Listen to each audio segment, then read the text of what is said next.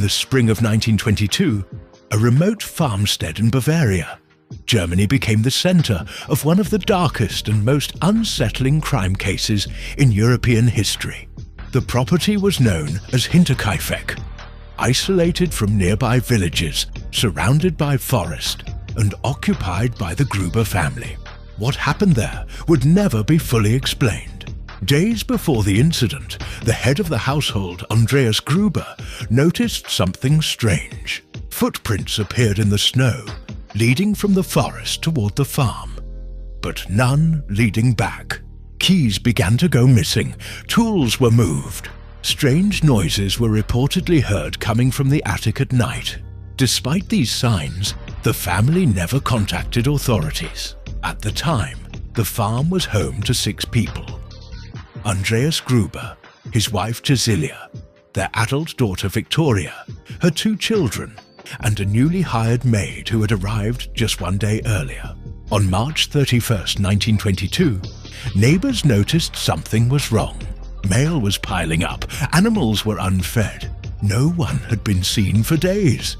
When people finally went to check the property, they made a horrifying discovery. Inside the barn, 4 members of the family were found unalived, one by one, as if they had been lured there separately. Inside the house, the remaining 2 victims were found. What shocked investigators even more was what appeared to have happened after the unalivings. Food had been eaten, animals had been cared for. Someone had remained on the farm for several days. The person responsible had not fled immediately. Police launched a massive investigation, one of the largest in Germany at the time.